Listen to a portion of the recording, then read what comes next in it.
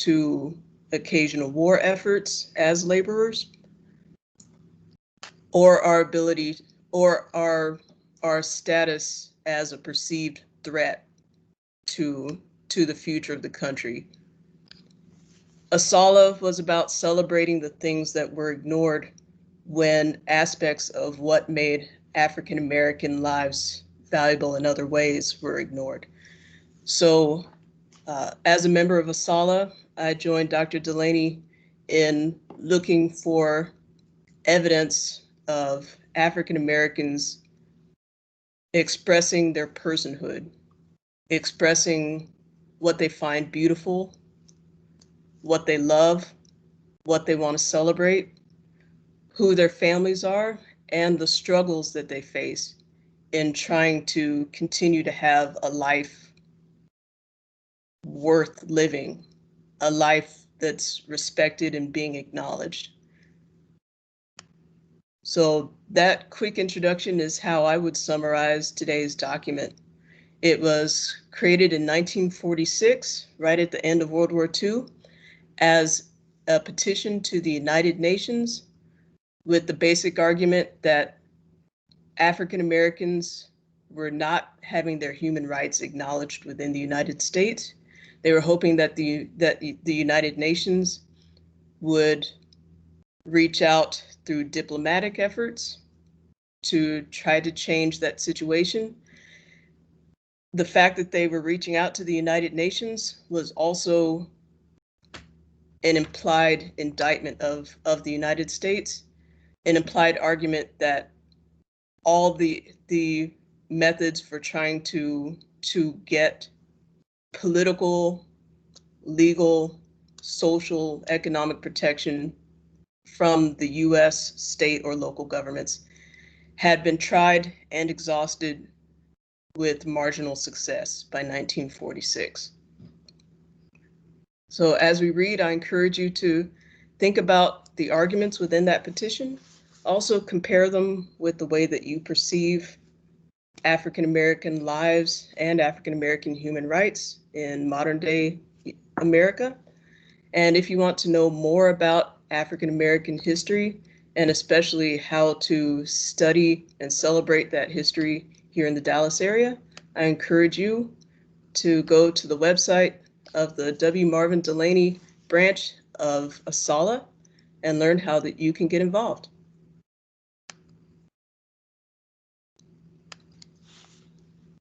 Okay, ready to start. Oh, I thank you so much, Dr. Hill. I think before we do that, though, Dr. Burdine will offer some preparatory comments on how we should listen to the document that we're about to hear. Great.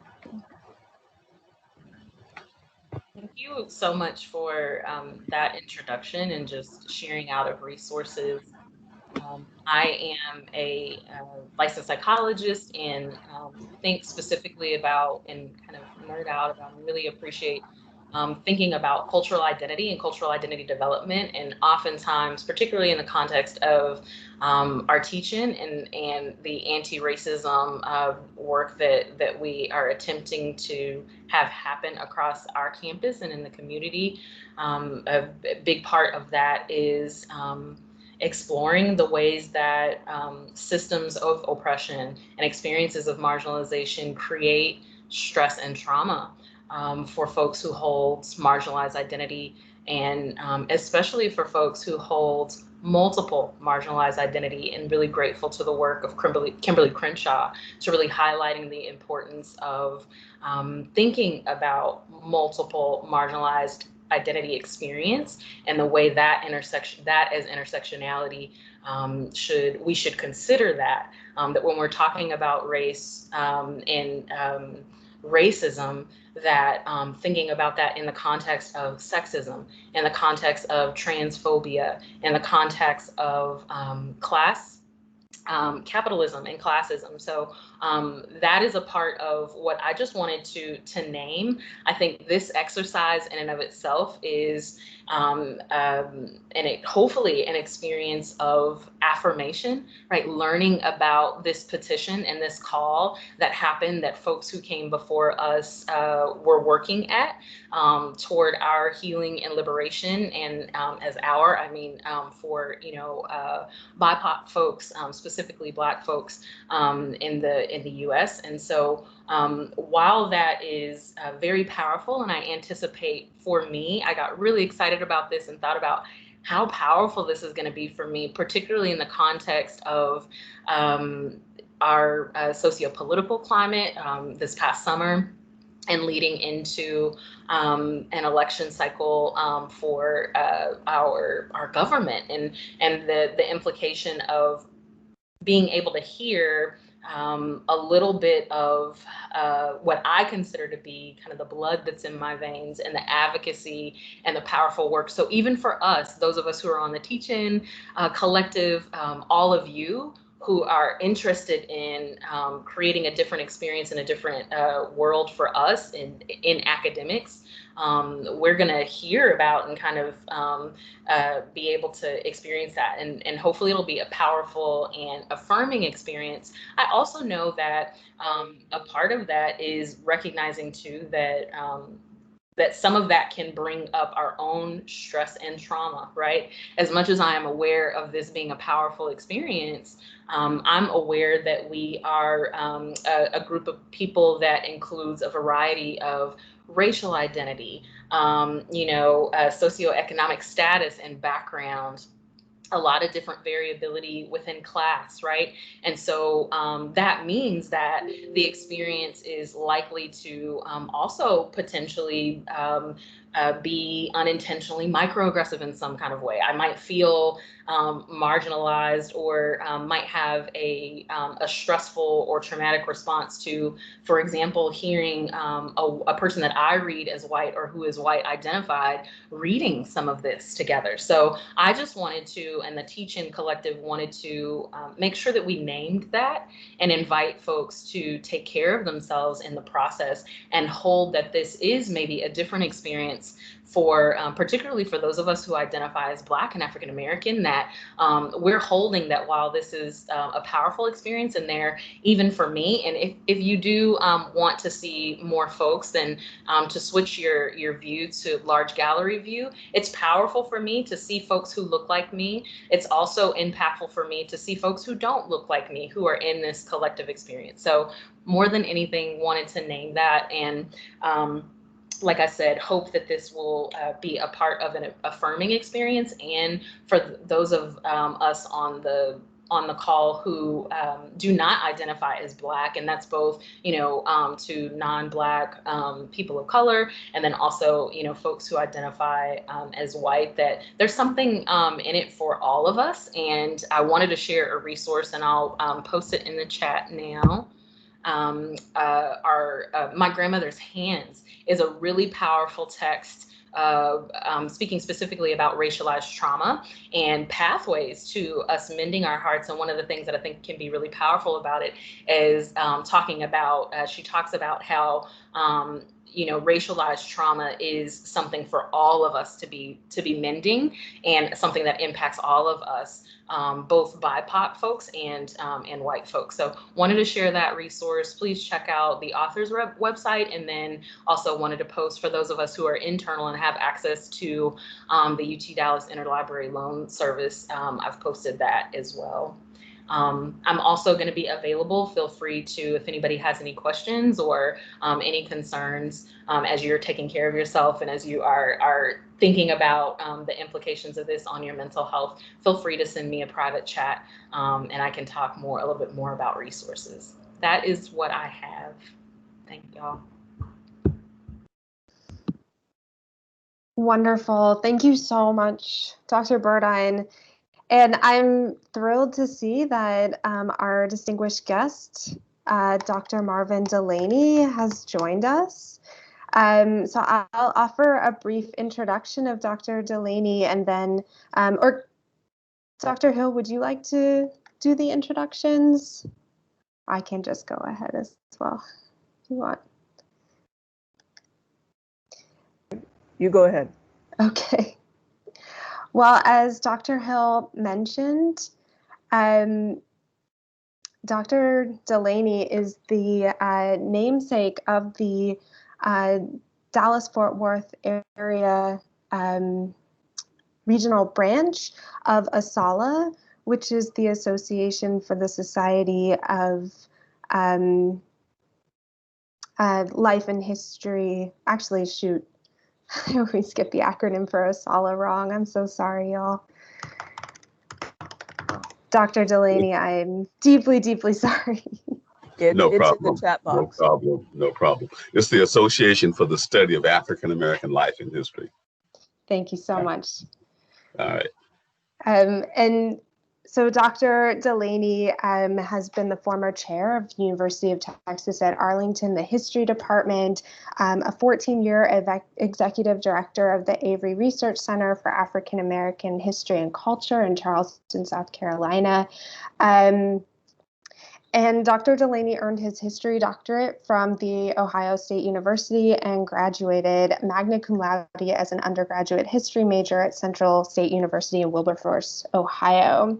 It's an honor to have you with us today, offering some introductory remarks on the essential value of African American history as American history, and particularly the importance of recognizing African American history within Dallas, within the city that we live in, and are reading from today. So thank you so much, Dr. Delaney, for joining us today. Sure. My pleasure. And I also want to thank Dr. Hill for the invitation to talk a little bit about the Association for the Study of African American Life and History. And Dr. Hill, thank you for that wonderful introduction as to why we indeed have the association and why we're here in Dallas after maybe 100 years of not actually being represented. I've been teaching African American history for 42 years, and I joined the Association for the Study of Negro Life and History back in 1972. And the organization itself has been in existence since 1915. It was founded by Dr. Carter G. Woodson, who was a Harvard PhD in history. And he felt at the time that an association for the study of Negro life and history was needed because, as Dr. Hill pointed out, there was this belief in our culture, which is in some sense still present, that Africans and African Americans had no history, and that they had never contributed anything to civilization or to world history. So part of Dr. Woodson's mission was to, of course, refute that whole notion and show that Africans and African Americans had contributed just as much as anybody else to world history, world civilization, and especially to the history of the United States. Now, this is my talking about the association is very appropriate to what you're getting ready to do in terms of reading this document. We charge no genocide. We charge genocide. In that, when Woodson founded the association, many historians call the period in which he founded it, essentially from 1890 up to 1920, this period of, they call it the nadir of American and African American history, because in this period, lynchings were taking place on a regular basis. That is, lynchings and murder of African Americans were taking place on a regular basis. Race riots were taking place in places like Springfield, Ohio, Springfield, Illinois, Omaha, Nebraska, Chicago, Illinois, all across the country. And again, when we think of race riots today, we think, of course, of people going out and destroying property and looting stores. Well, in the early 20th century, in the period in which Woodson founded the association, race riots were usually the white community attacking the Black community. And in the case of, say, for example, Greenwood, Oklahoma, Springfield, Illinois, literally burning that Black community down to the ground and killing those people, those African Americans who could not get away. In addition, the scholars at this time, historians, sociologists, even some theologians sort of believed that were the main ones sort of propounding the notion that Africans and African Americans had no civilization, no culture, no history. And as I said, people acted on those ideas of African Americans not having ever contributed anything to society. And so they were sort of victims of both a racist ideology and racist behavior. And in addition, you know, if you, being a historian, I read a lot of old newspapers and old documents. If you look at the popular media at that time, you would see references to inns, to pickaninnies, to symbols. It was just it was a very commonplace to use these demeaning terms for people of African descent. And so, as I said, people acted on this whole notion that Africans and African Americans had no civilization, had no history, and therefore they were fair game for literally almost being eradicated from our society. So Woodson was attempting to address this issue by creating the Association for the Study of Negro Life and History, and creating a journal the next year, the Journal of Negro History in 1916, creating a publishing company in 1921 called Associated Publishers, because at that time, few publishing companies would publish books about and by African Americans. He would also start Negro History Week in 1926 as a way, of course, of trying to popularize African American history with the public. In addition, Woodson did something very unique. I belong to about 5 or 6 historical associations, the Organizations of American Historians, the Texas State Historical Association, and so on. Well, those organizations are primarily historians. We meet once a year, or at least we used to before the pandemic. And of course, we read papers to each other. And of course, I always say we read papers to each other and put each other to sleep. But Woodson and the Association for the Study of Negro Life and History reached out to the churches, reached out to school teachers, reached out to African American social and civic organizations, reached out basically to the general public and to lay people to interest them or to take history to them and give them resources and materials so they could teach their children, as well as, of course, help segregated schools at that time have the information and the resources to teach what then was called Negro history. For example, here in Dallas, Booker T. Washington High School taught its first Negro history class in 1934, and then taught it for some 30 years before they lost it in the shuffle of redoing the curriculum in the high schools in the state of Texas. But anyway, I share this information with you because, as I said, it sort of sets up why in 1946, 1951, this petition was sent to the United Nations about charging the genocide of African American people, because indeed, at the turn of the 20th century, through the 1920s, and even after World War II, there were lynchings, there was legalized segregation and discrimination, so much so that, for example, an African American came back from World War II down in South Carolina. His name was Isaac Woodward, and you can look this case up. And he was beaten because he would not go to the back of the bus in Lake City, South Carolina.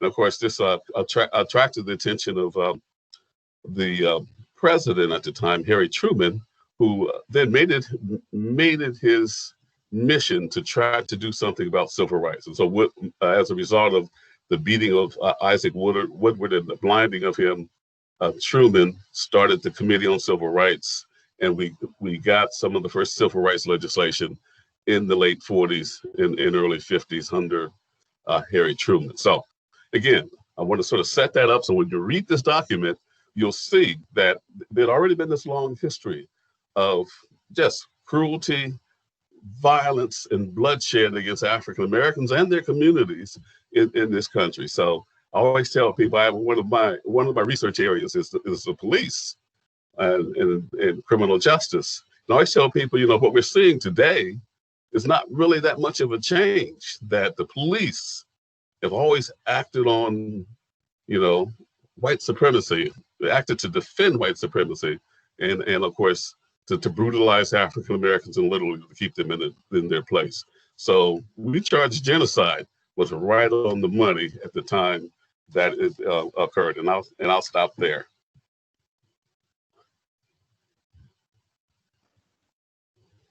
Thank you so much, Dr. Delaney. Sure. Before we begin our reading of this petition, I want to suggest that, as we have done in previous teach-in events, that we begin by taking a breath together.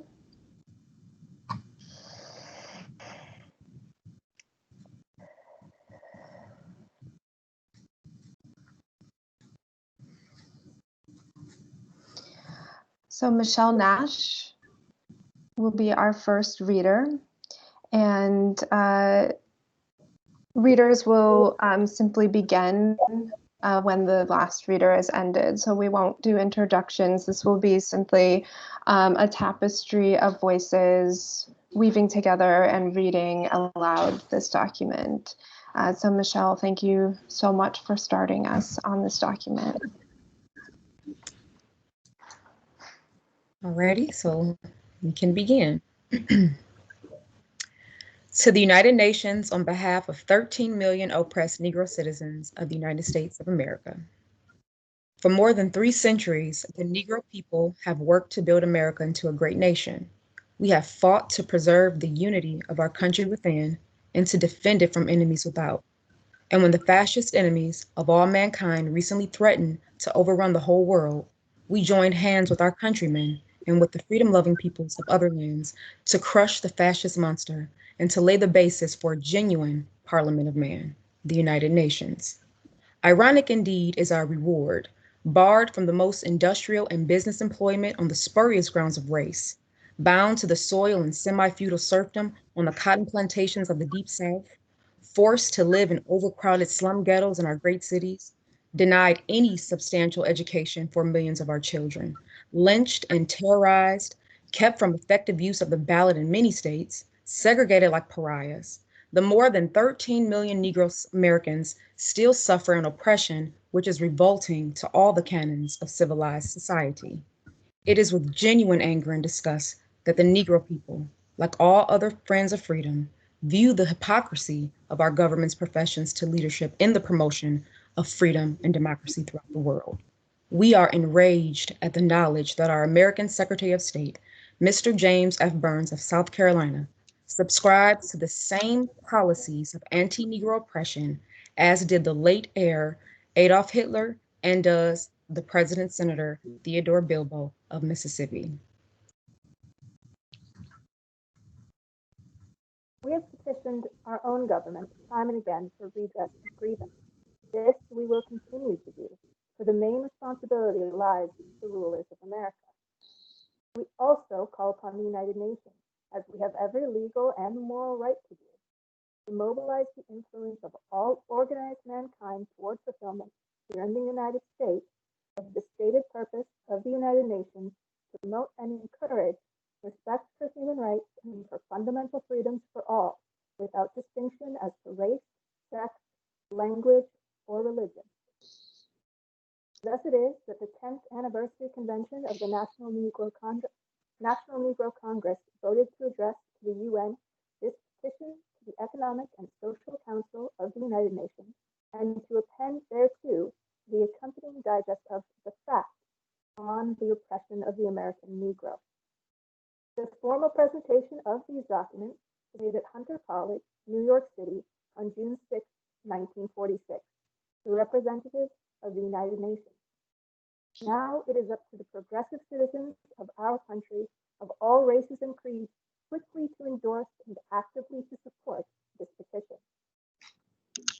The Economic and Social Council of the United States, of the United Nations, a petition on behalf of the Negro people of America by the National Negro Congress of the United States of America at its 10th anniversary convention held in the city of Detroit from May 30th to June 2nd, 1946, for the elimination of political, economic, and social discrimination against Negroes in the United States of America. 1. The subject matter of the petition. The National Negro Congress, the petitioner herein, is a national organization in the United States of America, within the definition set forth in Article 71 of the Charter of the United Nations. The subject matter of this petition is concerned with the protection of minorities and the prevention of discrimination on grounds of race within the purview of the report of the Preparatory Commission and the report of the Committee on the Organization of the Economic and Social Council, both cited hereinafter. 2. The jurisdiction of the Economic and Social Council of the United Nations. The basis and scope of the relation of the United Nations to the problem of racial oppression and the protection of minorities has been definitively stated in various official declarations and reports of the United Nations. Reference number 1, Preamble to Charter of the United Nations. We, the people of the United Nations, determine to reaffirm faith in fundamental rights, in the dignity and worth of the human person, and the equal rights of men and women and of nations large and small. Reference number 2, Article 1, Section 3, Charter of the United Nations. The purposes of the United Nations are to achieve international cooperation in solving international problems of an economic, social, cultural, or humanitarian character, and in promoting and encouraging respect for human rights and for fundamental freedoms for all without distinction as to race, sex, language, or religion.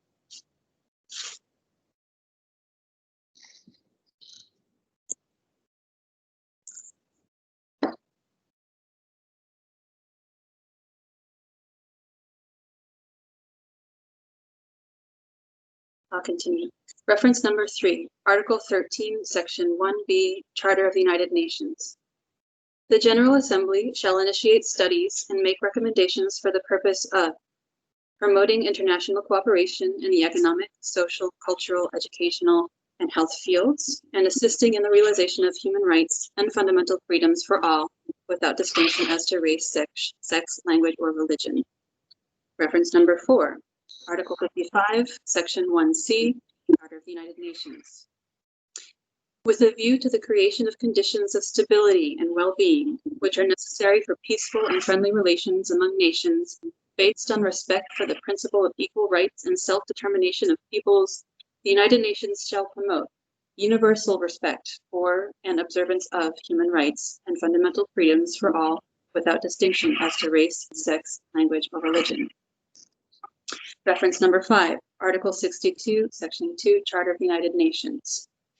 The Economic and Social Council, may make recommendations for the purpose of promoting respect for and observance of human rights and fundamental freedoms for all. The medium through which the United Nations approaches the specific problem of racial oppression and protection of minorities is the Economic and Social Council. In turn, it is through the Commission on Human Rights, a specialized commission of the Economic and Social Council, that the functions of the United Nations upon this subject are to be exercised. The basis for this delegation of function is provided in Article 68 in the Charter of the United Nations, which states, "The Economic and Social Council shall set up commissions in economic and social fields and for the promotion of human rights and such other commissions as may be required for the performance of its functions." Reference is further made to the report of the Preparatory Commission of the United Nations, Chapter 3, Section 4, Considerations and Recommendations Concerning the Organization of the Economic and Social Council. Item 15, Commission on Human Rights. In general, the functions of the Commission would be to assist the Council to carry out its responsibility under the Charter to promote human rights. The studies and recommendations of the Commission would encourage the acceptance of higher standards in this field and help to check and eliminate discrimination and other abuses. Item 16, in particular, the work of the Commission might be directed towards the following objects. A, formulation of an international Bill of Rights. B, formulation of recommendations for an international declaration or convention on such matters as civil liberties, status of women, freedom of information. C, protection of minorities. D, prevention of discrimination on grounds of race, sex, language, or religion. And E, any matters within the field of human rights considered likely to impair the general welfare or friendly relations among nations. Item 17, studies and recommendations would be made and information and other services provided at the request of the General Assembly or of the Economic and Social Council, whether on its own initiative or at the request of the Security Council or of the Trusteeship Council. Reference is further made to the report of the Committee on the Organization of the Economic and Social Council, which met in London during February 1946, and proposed the following resolution. Section A. The Economic and Social Council, being charged under the Charter with the responsibility of promoting universal respect for and observance of human rights and fundamental freedoms for all without distinction as to race, sex, language, or religion, and requiring advice and assistance to enable it to discharge this responsibility, establishes a Commission on Human Rights. Item number 2. The work of the Commission shall be directed towards submitting proposals, recommendations, and reports to the Council regarding A. Formulation of an International Bill of Rights. B. Formulation of recommendations for an international declaration or convention on such matters as civil liberties, status of women, freedom of information. C. Protection of minorities. D. Prevention of discrimination on grounds of race, sex, language, or religion. Item number 3. The Commission shall make studies and recommendations and provide information and other services at the request of the Economic and Social Council. The Charter of the United Nations further makes provision for direct consultation between the Economic and Social Council and non-governmental organizations in connection with its functions. Reference is made to Article 71, Charter of the United Nations.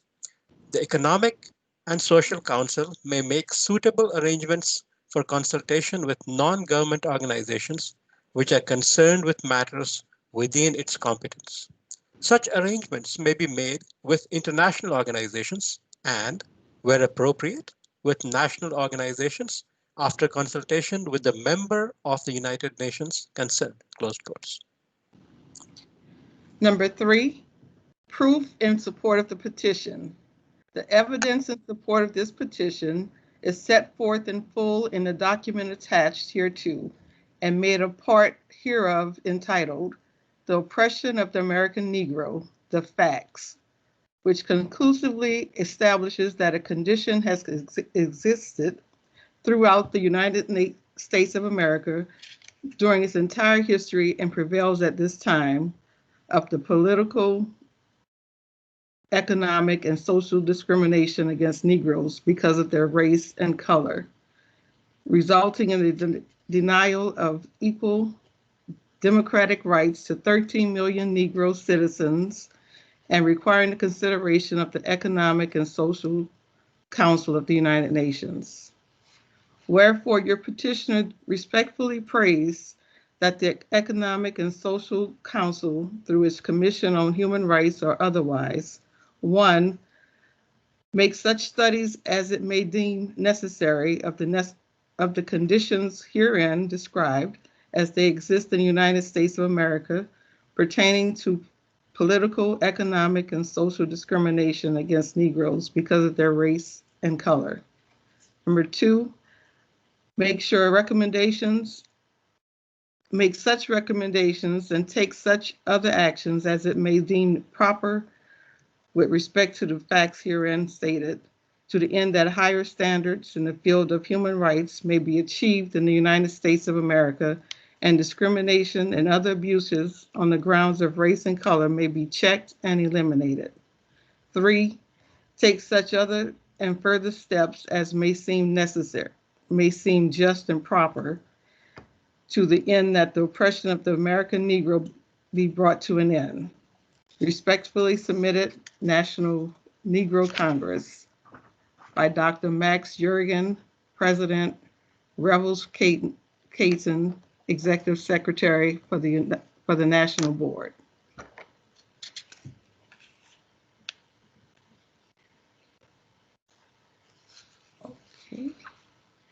Guess I'll continue.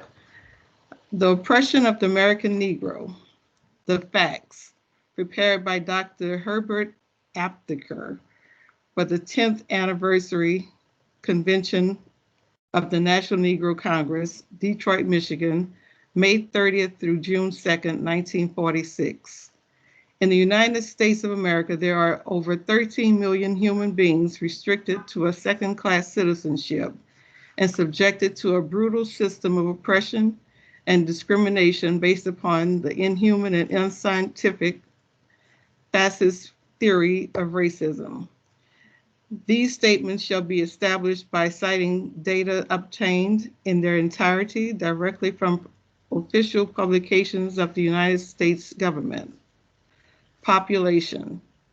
The United States Census of 1940 showed that of a total Negro population of 12,865,518, almost 10 millions, 9,904,619 lived in the South, 2,790,193 lived in the North, and 170,708 lived in the West. A former governor of South Carolina and a member of the Senate of the United States for many years, Mr. Cole Blease, in speaking to his constituents, said, "God made man, the Negro, to be your servant. The Negro was meant to be a hewer of wood and a drawer of water." While this is blasphemous as to the Lord's intentions, it is accurate as to the intentions and accomplishments of the class for which Mr. Blease spoke. Occupations. The facts are that in 1940, there were 4,479,069 Negro wage earners in the United States, and that the vast majority were hewers of wood and drawers of water. Well over half were engaged in the two lowest paid and least protected of all occupations. That is, over 1 million were domestic service workers, and almost 1.5 million were agricultural workers. Another 500,000 were engaged in other service work, and still 500,000 more were operatives. This left a total of about 370,000 individuals to make up the manager, proprietor, professional and semi-professional, clerical, sales, foreman, and craftsman groups combined. In 1940, 7 out of every 10 employed Negroes were engaged in unskilled work, and 94 out of every 100 employed Negroes followed manual pursuits. The proportion of unskilled workers amongst the Negro people was 350% greater than amongst the whites. Of course, these same census reports demonstrate that Negroes can and do perform all the functions of modern civilization, from accountant to architect, from editor to engineer, from physician to physicist, from surgeon to psychologist. Science has demonstrated, without any question, that the idea of inferiority is a deliberately concocted myth, so that these data substantiate nothing but the wholesale oppression of a myriad of peoples. And not only are they, as a people, largely confined to the poorest-paying occupations, but within these occupations, they are paid less than others. This may be proven not only by everyday observation and by official statistics, but it is the overtly expressed program of the oppressors. Thus, for example, a publication of the University of Kentucky declared in 1935, quote, "An additional argument in favor of the salary differential between Negro and white teachers is the general tradition of the South that Negroes and whites are not to be paid equivalent salaries for equivalent work," end quote. Regarding family income, the earnings of the Negro people mirror their subordinate occupational status. As has been shown, the occupation engaging the greatest number of Negroes is agricultural work, confined almost entirely to the South. The family income of rural farm families with a farm laborer as head of the household, equaled in 1939, the last year for which complete official figures are available, $363 for the entire United States and $295 for the South. The respective figures for the white and the Negro in the South were $337 as compared with $254, and it may be added that over 40% of these Negroes had a totally yearly family income of less than $200.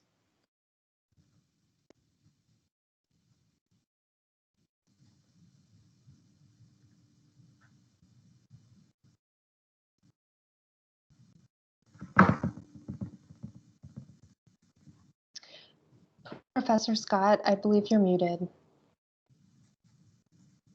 An official survey of their overall family incomes of America from 1935 to 1936 disclosed that the average median yearly income per family in the rural South, including not only money income, but also income in kind and the imputed income, imputed value of housing was for whites $1,100 and for Negroes $480, or 44% as high. In southern cities, the respective figures were 1,570 and 525. The Negro family thus obtained 1/3 that of the whites, while in northern cities' populations, 100,000 and over, white families average 1,720 and Negroes 1,095.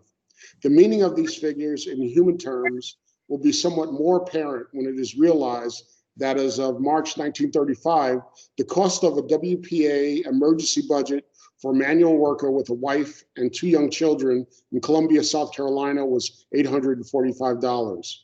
In Mobile, Alabama, $815. In Atlanta, Georgia, $911, and in Columbus, Ohio, $940. As of 1940, 2/3 of the Negro families in the United States earn less than $750 a year.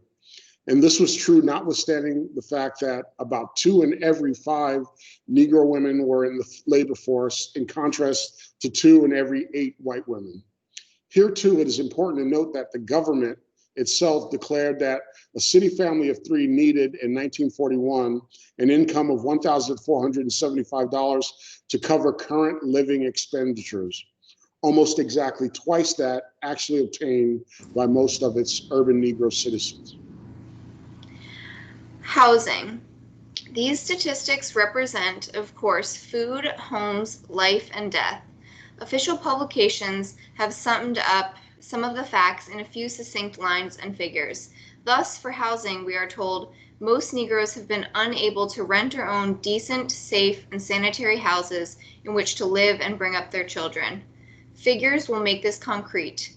In the United States, in 1940, there were 3,293,406 dwelling units for Negroes. Of these, over 1 million needed major repairs, and almost 2 million had no running water. Over twice as many Negro homes as white needed major repairs, and almost 3 times as many Negro homes as white had no running water. Twice as many white homes as Negro homes had electricity. All of these figures are, of course, very much worse in the South, where the bulk of the Negro citizens live. Thus, to illustrate, it may be mentioned that well over 70% of all Negro homes in that area have neither running electricity or running water. Health. This oppression cripples and kills. Sickness with incapacities for a minimum of 1 week is 40% more common to the Negro than to the white. In 1940, while 46 out of every 1,000 white children born alive did not live to reach their first birthdays, 85 Negro children died during the same period. And the proportion of deaths for children from 1 to 4 years of age is almost twice as high for the Negro as for the white, while the maternal death rate is more than twice as high. Finally, while a white man could expect in 1940 to reach almost 63 years, the Negro man's life expectancy was 52, and the figures for white and Negro women were 67 and 55 respectively. These figures, let this be perfectly clear, are no more than a difference of mortality for different economic classes. They do not represent some innate racial characteristic. Moreover, as the Children's Bureau of the Department of Labor showed, the infant mortality rate for Negro families whose fathers earned less than $450 per year was practically the same, indeed a little lower, than that for white families of a similar economic status. Education.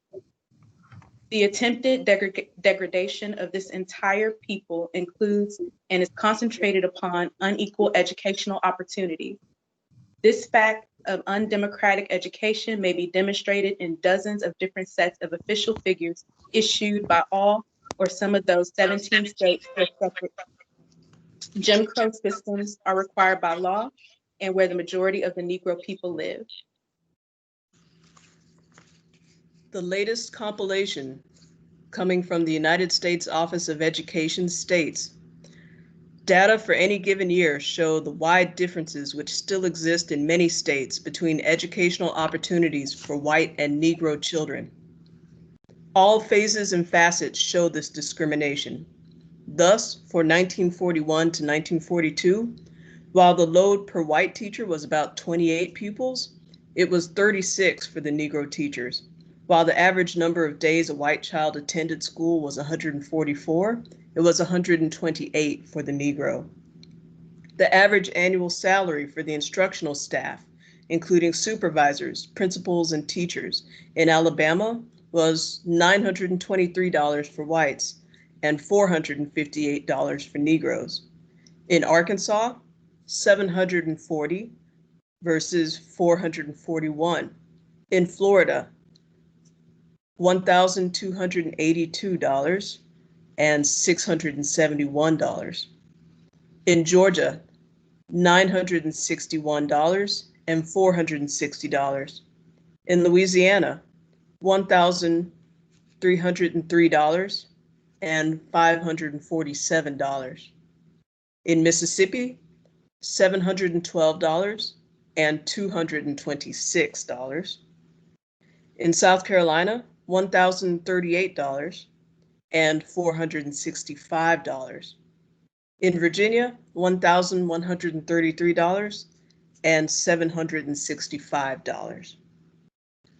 The 11 southern states that reported its expenditures on transporting Negro and white children to the schools spent a total of $1,329,095 for Negroes, while the single state of Alabama spent $1,994,018 to transport its white children.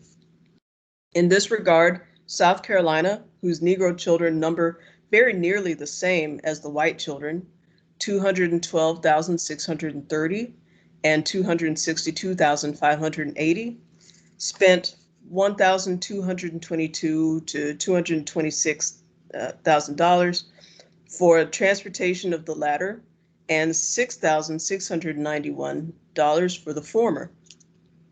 Again, for, quote, promotion of health, the state of Georgia spent $30,426 on its white children and $1,571 on its Negro children, though the latter equal well over half the former in total numbers. In terms of figures, one may summarize by stating that the level of support of the median classroom unit per year in the South for Negro schools equaled from $400 to $499, and for white schools, it equaled $1,100 to $1,199, and some still prattle about separate but equal facilities. The tragedy behind these statistics was forcefully brought before the American people during the late war. The percentage of draft registrants deferred because of educational deficiency, illiteracy, from May 15th to September 14th, 1941, was 11 times greater for Negroes than for whites. This was, of course, the result of the educational system provided for them and of nothing else. Thus, within 15 states, the rejection rates for Negroes were lower than the total percentage rate of white rejections, and in 26 northern states, the rejection rates for Negroes were less than they were for the whites in 10 of the southern states. This inequality of opportunity exists not only in elementary education, but also, and to an even greater degree, in higher education. This becomes crystal clear when one realizes that in 1940, the median school year completed by the Negro throughout the country was 5.7, while it was 8.4 for the white. Over 40% of the total Negro population as of 1940 had been forced to complete no more than 4 years of formal education, as compared to 13% of the white population. The abominable situation has been summarized officially in this sentence, quote, "There is a definite lack of availability of higher educational facilities for Negroes in those states maintaining separate schools," end quote. Other public services, privileges and rights other than education normally associated with full American citizenship are likewise very largely denied the Negro. Thus, the quote again, the summary remarks of a government publication in cities, paving, lighting, sewage, services, and police protection often cease when the Negro resident selection began. In many areas, there's no hospital service for any kind of availability to Negroes, and the medical and nursing service is often wholly inadequate, if not lacking altogether. And in many sections of the National, Negroes are either excluded or permitted to occupy only special sections, so far as museums, art galleries, theaters, concert halls, public auditoriums, parks, gymnasiums, and swimming pools are concerned. Library service for Negroes in the South, where remember over 9 million Negroes live, is utterly insufficient. Thus, in 1939, there were in 13 Southern states a total of 99 poorly equipped public libraries which served Negroes. This was less than 1/7 of all such institutions in the area.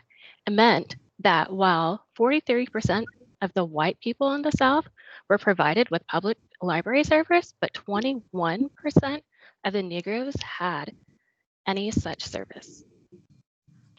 Civil liberties. There is a unanimous agreement by all observers and commentators that fundamental legal rights, such as service on ordinary and grand juries, freedom from search and arrest except by warrant, and freedom from physical torture when in the hands of the law, are highly exceptional as concerns the vast majority of America's Negro citizens. Nor is there any disagreement as to the fact that, in violation of all law, the majority of these citizens are deprived by subterfuge and force of the vital right of the suffrage. This fact is openly and proudly announced by the successful politicians foisted upon the South and the nation by such an undemocratic system. Thus, to cite but one example, the present senior United States Senator from the state of Georgia, Walter F. George, wrote for publication in 1938, "Why apologize or evade? We have been very careful to obey the letter of the federal Constitution, but we have been very diligent and astute in violating the spirit of such amendments and such statutes as would lead the Negro to believe himself equal of the white man, and we shall continue to conduct ourselves in that way," end quote. This disenfranchisement affects, as it is meant to, the poor Negro and white, and its results are clear. To cite an outstanding example, in the last presidential election, 1944, only 27.9% of the entire potential electorate of the 13 Southern states actually voted, while 61.9% of the potential electorate of the other 35 states exercised their suffrage. The figures for 1944 are arresting. When one looks at the then 8 poll tax states for their only 19% of the potential voters did vote. And remember, these percentages include both Negro and white people. Peonage and violence. No survey of the oppression of the American Negro, unsavory though it may be, may neglect to other basic phenomena, peonage and violence. Neither of these is, as yet, subject to precise statistical presentation, but that both are widespread is unquestionable, and each deserves full, thorough investigation by groups independent of the dominant Southern cliques. Reports of the existence of peonage have appeared and reappeared in the American press for 50 years. Some of it creeps into recent government publications, occasional indictments, and even convictions of individuals suspected or guilty of the practice recur. There were 7 federal indictments and 5 convictions for peonage, all involving Negroes during the late war. Eyewitnesses' accounts appear in authentic studies, and in 1939, the Social Service Committee of the Georgia Baptist Convention, meeting in Augusta, declared that there were more people than held in debt slavery or peonage than had ever been chattel slaves in America. Agreement exists, too, that violence against Negroes is so common, particularly in the South, as to be institutionalized. Most publicized, of course, is the tactic of lynching, and while organized struggle against this bestial practice has undoubtedly reduced the frequency of its appearance, it still does occur, and the threat of its use is very much alive. Of greater importance today, however, is the device of dry lynching, the secret, unpublicized mutilation or destruction of an undesirable Negro by a small group of individuals. Frequently, it is believed, officers of the law. From the nature of this device, precise details and figures are not available, but it is significant that a study in 1940, sponsored by 4 United States congressmen, including Senators Wagner and Capper, by a native white Southerner who must remain anonymous, states, quote, that countless Negroes are lynched yearly, but their disappearance is shrouded in mystery, for they are dispatched quietly and without general knowledge, end quote. Other recent works have offered substantiating remarks, and this is certainly a type of barbarism that should be thoroughly investigated and absolutely extirpated. Conclusion. The effect upon the mental life of both the victims and the manipulators of this economic, social, political, and physical machine of oppression is only now beginning to be analyzed scientifically, but enough has already appeared to make clear the terrible urgency of this question. The cancer of racism has spread its poison throughout the life of America. Its throttling and killing effect upon the people of the entire nation, North and South, Negro and white, grows more fearful and more anachronistic with the passing of each hour. The Negro people, for themselves and for the benefit of all other inhabitants of America, demand full freedom and absolute equality. Nothing short of this will satisfy them. Where one is enslaved, all are in chains.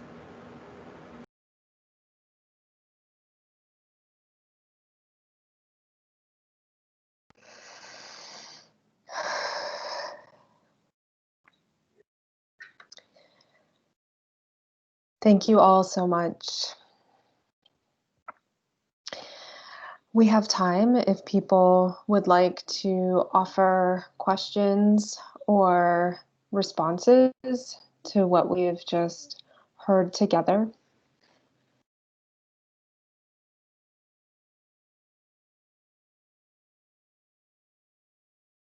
You can type in the chat box or raise your hand if you'd like to speak.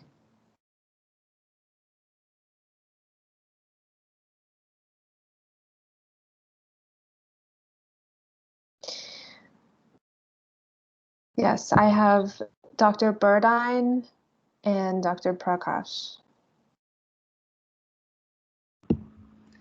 One of the quotes or just considerations that I wrote down was the notion of inferiority being this construct, right, that is really, I think, something along the lines of wholesale oppression.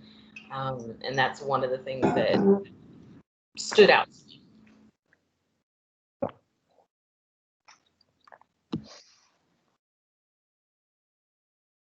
Thank you. Ravi? Yes, first of all, I would like to thank everybody for participating. And I have a question. I am curious to know, what role did religion play in justifying such discrimination and oppression?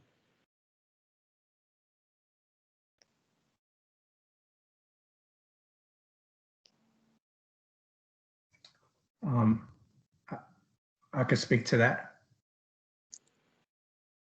Please. If in reference to Christianity, one of the quotes was used to justify, of course, for numerous passages throughout, particularly in the Old Testament. But there was this general assumption, particularly in the book of Genesis, that African Americans or people of African descent were descendants from Ham, and Ham being one of the three sons of Noah.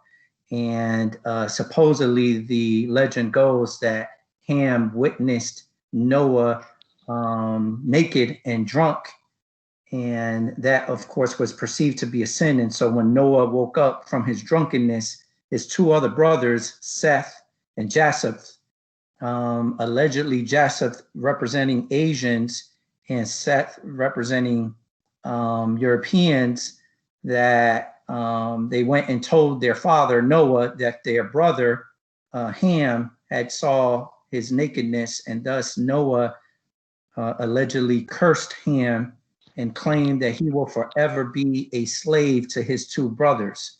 And this was used quite often by European Americans in particular, but Europeans in general throughout the globe, as justification to enslave people of African descent, obviously primarily here in the Deep South, African Americans. And so for many, Christianity in particular, specifically that passage, was used as justification to morally justify the enslavement of Blacks, including their exploitation. And so when religion is referenced within this context, likely it's referencing that origin. However, since that myth, throughout the 19th and 20th century in particular, many Christian denominations had continued to justify the segregation and exploitation of Blacks through the Bible, particularly these well-known racists that would claim that God made people differently, and thus he appointed for people to be separated. Thank you.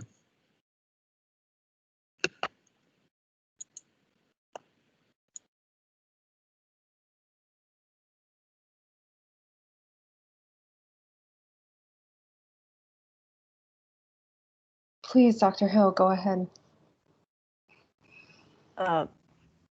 In response to the question about religion, another influence of Christianity on this issue was the popularity of the theology that that anything that was not explicitly and specifically spiritual should not be considered as part of the role of the church or the individual Christian. That theory became popular during debates, abolitionist debates in the 1840s over whether American Christians should be allowed to work as missionaries or to represent their churches if they owned slaves. So the major Protestant denominations ended up splitting into northern and southern factions, with the southern churches generally arguing that a person's status as a slave owner is not specifically spiritual, so it shouldn't be considered at all in discussions of their faith or their role in the church. And after the war, that idea was also used to help separate the growth of racial terrorism, the expansion of Black codes, and Jim Crow separate that from discussions within Christian churches. Thank you.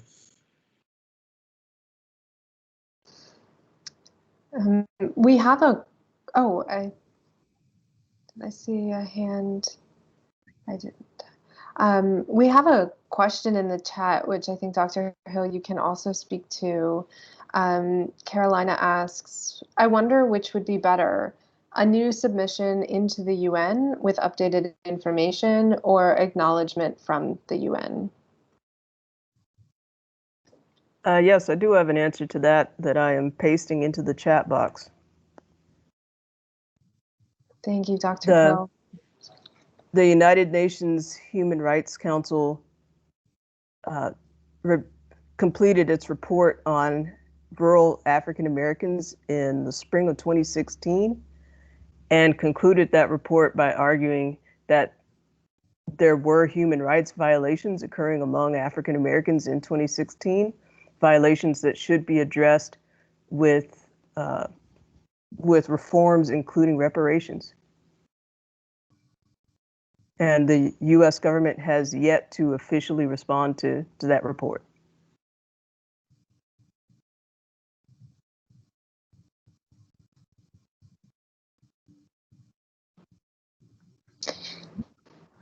I see a hand from Amal. Yes, can you hear me? My question is for Kimberly Berdine. I hope I said your name right. And it's about your comment at the beginning of how important it is to reflect on hearing who's talking and some of the difficult things that we hear in the document. And I'm wondering if it was maybe better to read it on individually on ourselves without reading it out loud. Does that put pressure on some of us to hear the N-word from white people or even from Black people that kind of have hierarchy over us as professors or administration? And how does that speak sometimes to this question in the classroom? Thank you. Yeah, I think that is certainly some of what we talked about and kind of vacillated between, recognizing that there will be that impact. But I appreciate that you're acknowledging that regardless of who shares and who is reading the material, it is and can be traumatizing and really difficult to hear. And I think that's some of, and I'm sure, the wealth of, faculty that we have on the call, particularly those who study,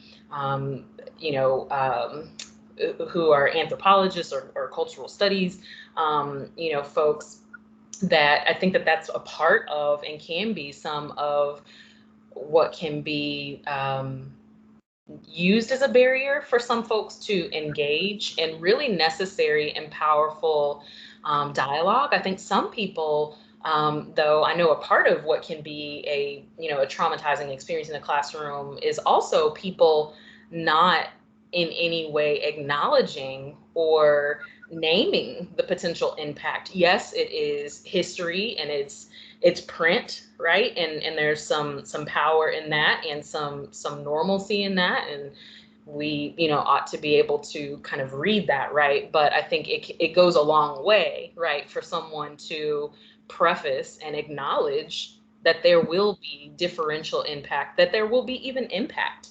And so I think sometimes you have either extreme in the classroom, and I don't have any necessarily, answers or suggestions. I think that's a part of these teach-ins, right? Is kind of normalizing and getting some dialogue going and people getting tips and strategies, right? Like if that is resonating for you, how we took this approach in the beginning, then can that be something that you implement in your classroom?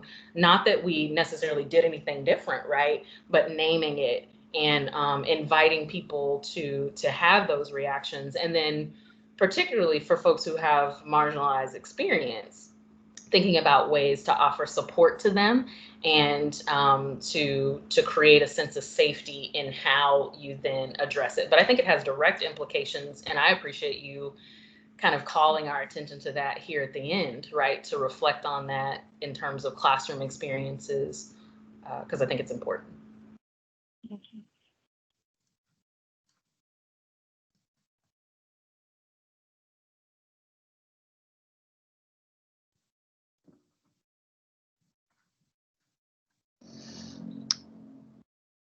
Any final thoughts or remarks to offer? There was one thing that I would like to add, and I would like to reflect upon the degree to which this document informed Malcolm X's post-Nation of Islam philosophy about civil rights and his belief that African Americans had a civil rights issue that was actually wasn't a civil rights issue, that it was a human rights issue that needed to be brought to the attention of the United Nations, and that was the mechanism that he felt should be used to transform the social conditions of Black people in America.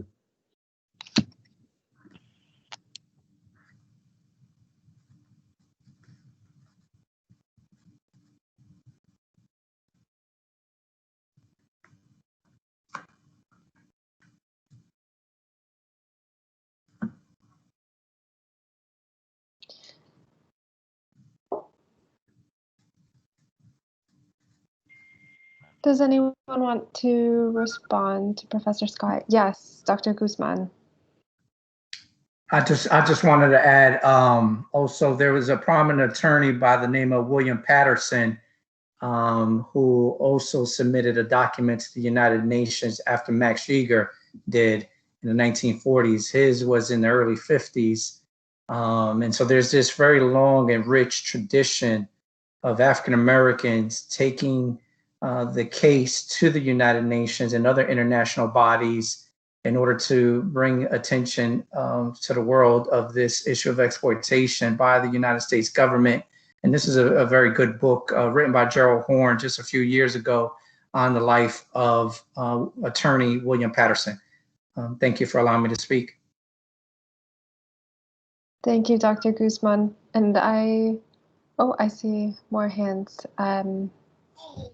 Yes, Michelle, please go ahead. Hi, I would just like to note that something that stood out to me was the fact that this was held in Detroit, Michigan, and that is actually where I'm from. And I just noticed how bold, they were in their petitioning, and how that kind of speaks to the curriculum within the Detroit public school system, how, they were very unapologetic about teaching Black history.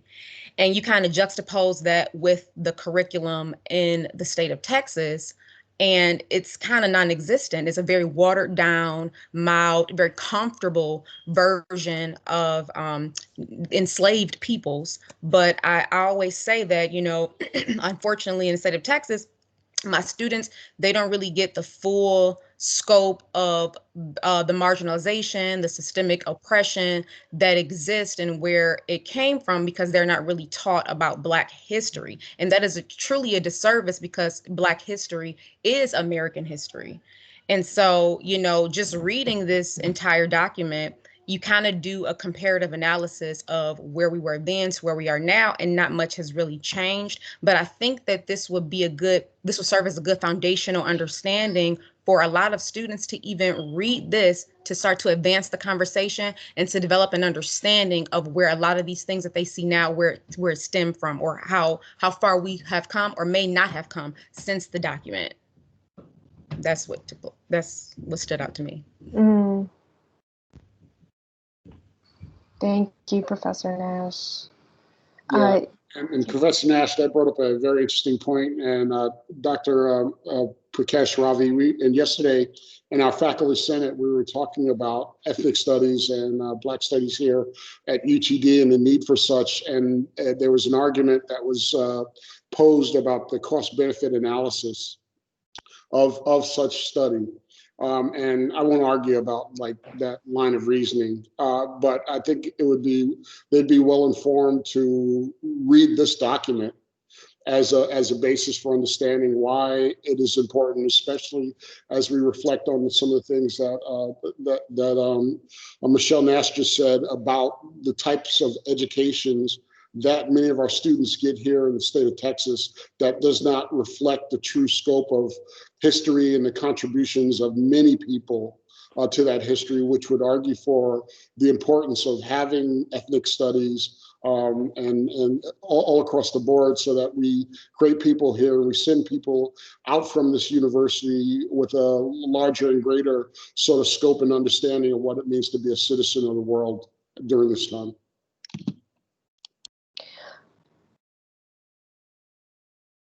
Thank you. And I should add that the School of Arts and Humanities is actively working to propose, right, an African American and African Diaspora Studies program, both a minor and a major. But the institution wants to believe that we can do this with the faculty that we have, and we can do that, right? But it also requires mobilizing and demanding more resources and energy, right, to recruiting and retaining more faculty of color in order to help us lead that program. We can absolutely do that now, and we are in arts and humanities, we're actively trying to do that, build that programming. But it also requires having faculty, right, who look like the students, right, because that is so powerful and important too, to not only learn the history, right, to be able to encounter that history, but also encounter it from faculty who look like them. And that is, and ATEC, I know as well, is working on an ethnic studies minor, but this is just a start, and we really need energy and momentum from across campus in order to make the institution, the administration recognize the great hunger and demand on campus for this kind of programming.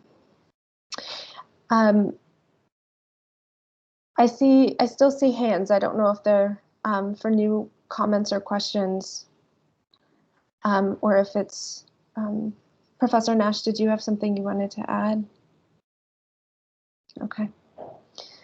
Well, thank you so much for this. We're at time. Thank you all. Thank you to our readers. This was absolutely wonderful and powerful. Thank you to our participants. Please keep an eye out for next week's teach-in. And until then, I hope you have a lovely rest of your day. Be peaceful rest of your day. Please be in touch if you have any questions or want to get on the email sign-up sheet. Thank you all so much. Bye.